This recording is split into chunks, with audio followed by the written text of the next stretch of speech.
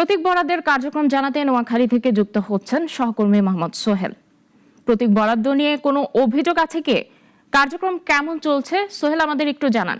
জানতে চেয়েছিলেন ত্রয়োদশ জাতীয় সংসদ নির্বাচনের প্রতীক বরাদ্দের আজকে সকাল ৯টা থেকে নোয়াখালী জেলা প্রশাসক কার্যালয় এবং জেলা রিটার্নিং কর্মকর্তার কার্যালয়ে প্রতীক বরাদ্দের কার্যক্রম শুরু হয়েছে। তো ইতিমধ্যে জেলার ৬টি আসনের মধ্যে ৪টি আসনের প্রতীক বরাদ্দ শেষ হয়েছে।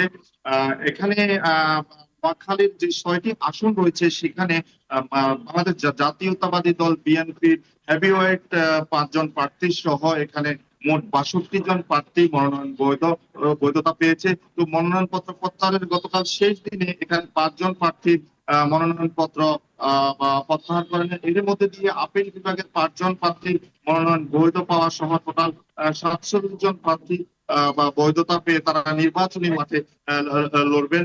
তো আজ সকাল থেকে এই ৪৭ জন প্রার্থীর মধ্যে প্রতীক বরাদ্দ হয়েছে। এর মধ্যে আপনাকে জানিয়ে রাখতে চাই, প্রতীক বরাদ্দ নিয়ে ইতিমধ্যে কোনো ধরনের কোনো বিশৃঙ্খলা বা অভিযোগ এখন পর্যন্ত উঠে নাই। আমরা যতটুকু জেনেছি নোয়াখালীর যে ৬টি আসন এর মধ্যে নোয়াখালী ২ আসনে জাতীয়তাবাদী দল বিএনপির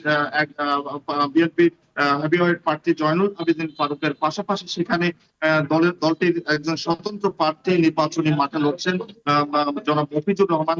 তিনি সকালে প্রতীক বরাদ্দ পেয়েছেন কাপ্রিস এবং জয়নুল আবেদিন ফারুক তিনি তো জাতীয়তাবাদী দল ধানের শীষের যেহেতু মনোনীত প্রার্থী সেই প্রতীক নিয়ে লড়বেন। পাশাপাশি নোয়াখালীর যে দিক উপজেলা হাতিয়া সেখানে বিএনপি মনোনীত প্রার্থীর পাশাপাশি সেখানেও কিন্তু ২ জন স্বতন্ত্র প্রার্থী রয়েছেন, একজন প্রকৌশলী তানভীর এবং অন্যজন সাবেক সংসদ সদস্য ফজলুল আজিম। সেখানে ফজলুল আজিম পেয়েছেন হরিণ মার্কা এবং তানভীর যিনি প্রকৌশলী তানভীর তিনি পেয়েছেন ফুটবল প্রতীক।